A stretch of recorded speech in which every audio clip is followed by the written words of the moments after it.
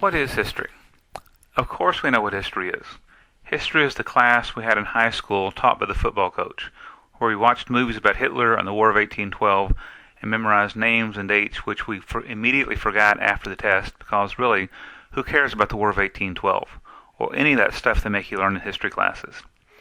I'm not going to tell you that you ought to care about the past or about the War of 1812. Instead, I'm going to offer some suggestions about what history is, what it is not, and what we might do with it. So let's begin with a question. If a tree falls in the forest and no living thing is there to hear it, does it make any noise? Historians, together with neurobiologists, have an answer for that one. No. We can be confident that a tree falling in the forest will create vibrations in the atmosphere, and in coming upon a fallen tree, we can speculate with confidence that surely it made a great deal of noise when it fell.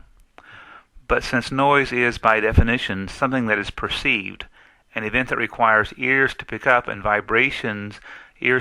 vibrations and convert them into electrical impulses, and a brain to process and interpret these impulses as a really big crashing sound, then if no humans or chipmunks were around to hear the tree crash to the ground, then it did not make any noise when it fell.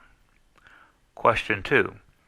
If an event happens, any event, any sort of event, a fight, a discovery, a revelation from God, and that event left no evidence afterwards, and no one remembers it, did that event actually happen? As far as historians are concerned, if something happens and leaves behind no evidence of its having happened, then it simply did not happen. If it leaves behind only ambiguous evidence, a few hints that might mean one thing or might mean another, then it might have happened. If it left plenty of evidence, and if lots of people remember it and wrote about it, then it probably happened. Maybe it certainly happened. But historians take nothing for granted. They look for evidence, they interpret that evidence, and they communicate their interpretations to others, some of whom will probably offer alternative interpretations.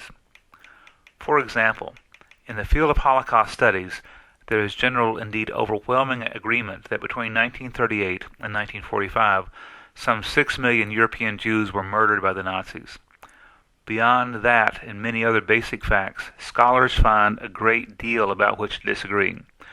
Was the final solution, as the Nazis called their program of genocide, planned from the start?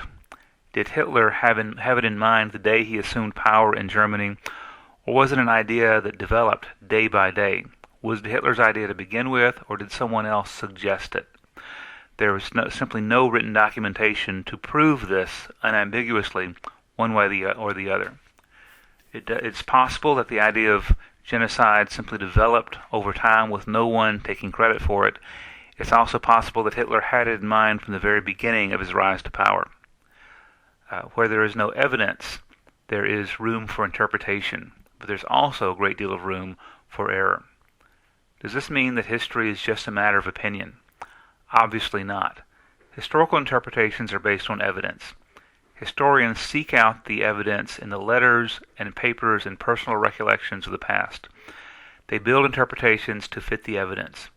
They're not supposed to, though being human they sometimes do, seek to fit the interpretation to match their presuppositions, their assumptions, and their beliefs. Nonetheless, historians do make some assumptions. Historians assume that people in every time and place, from the Paleolithic to the postmodern era, are motivated by the same sorts of things that motivate modern people. When we get hungry, we feel pretty much the same as everyone who has ever been hungry. We assume, too, that as long as there have been people, they have gotten cold and lonely and scared. They have felt love for their parents and for their children. They've almost certainly felt annoyed by them, too.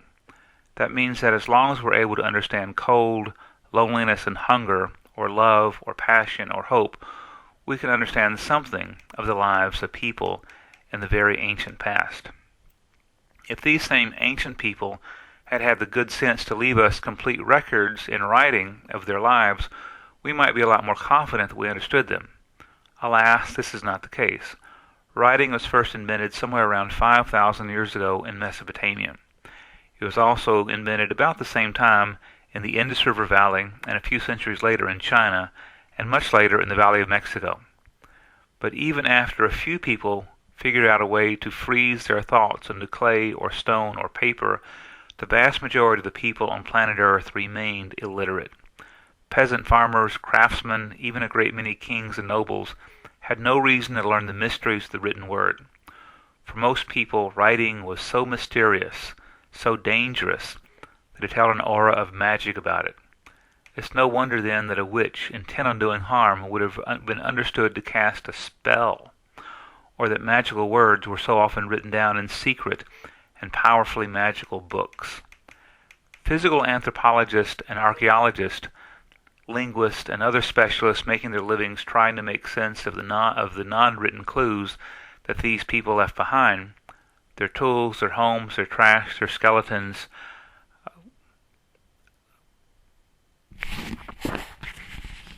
Historians, while making free use of the works of these other specialists, build their understandings of the past on written documents. This means that anything that took place before the invention of writing is necessarily prehistoric. And for a great many cultures whose languages were not preserved in writing until the 19th to 20th centuries, the prehistoric is not all that long ago. And often, even very recent events are carried only in the memories of witnesses and participants. Many historians have turned to oral histories, conducting interviews, in order to capture an experience of the past before the memory dies.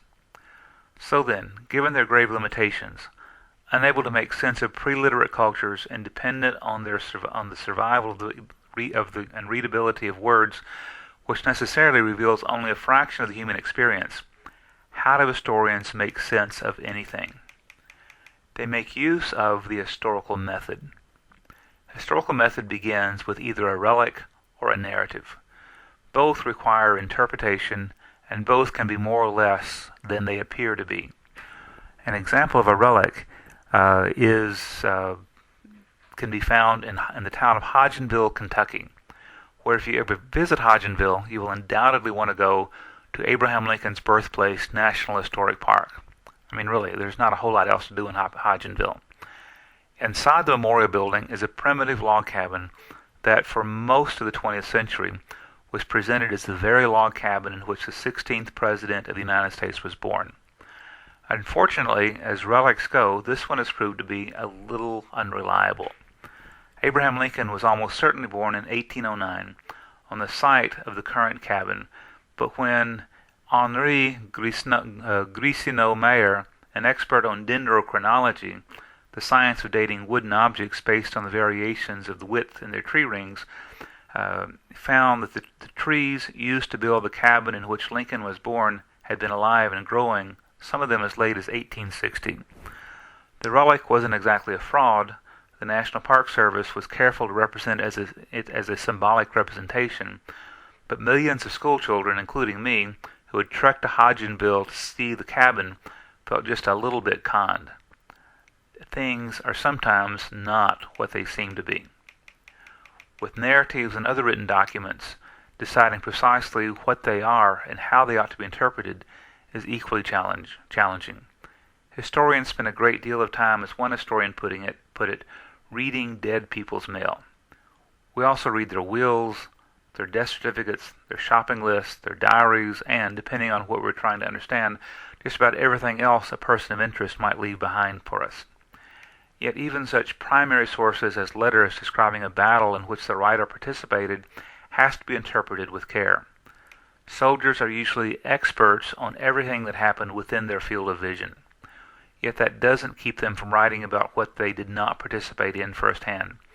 Often in letters and diaries, it's nearly impossible to separate memory, which can itself be slippery, and rumor, and wishful thinking, and braggadocio, and critical omissions and outright lies.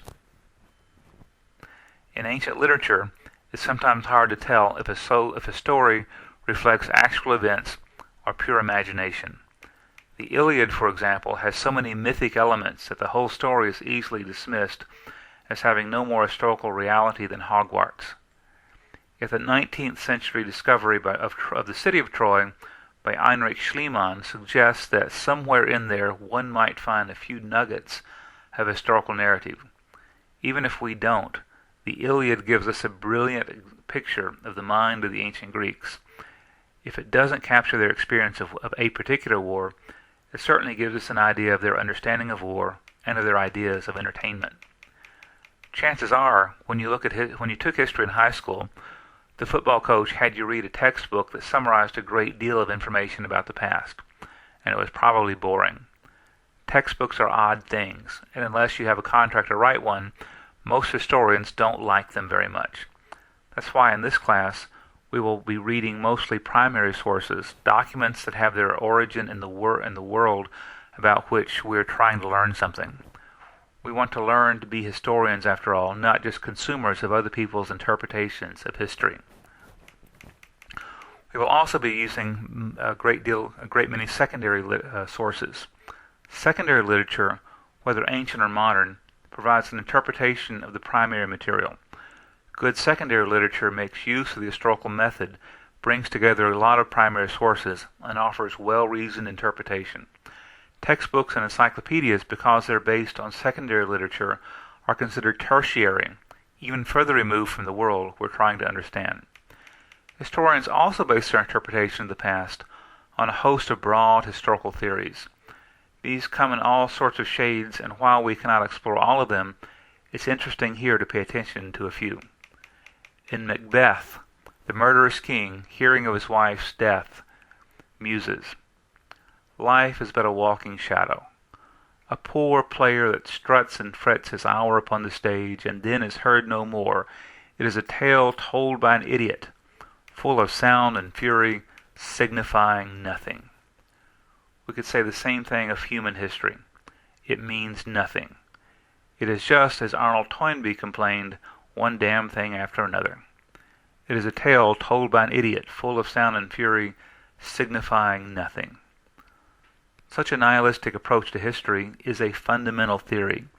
It can neither be proven nor disproven, but, like any such point of view, tends to determine what we look for and what we find. Equally impossible to prove or disprove is a theory we might call progress.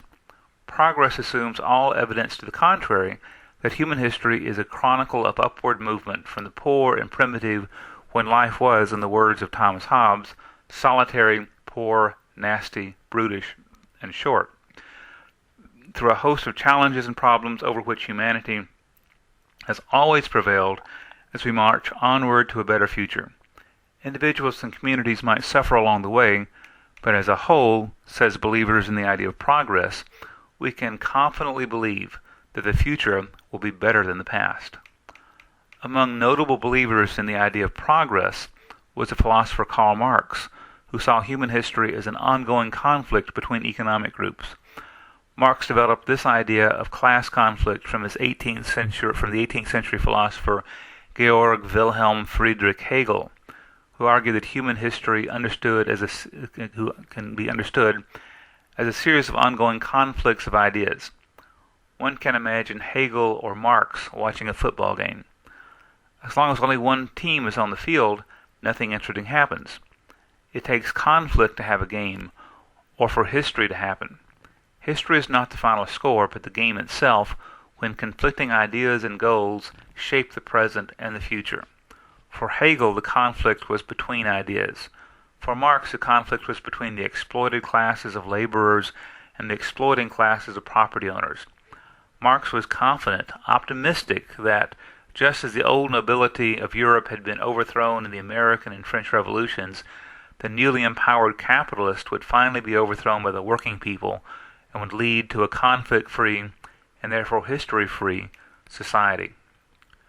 Much of the history that gets taught in high school is of the great man, great woman variety, another assumption.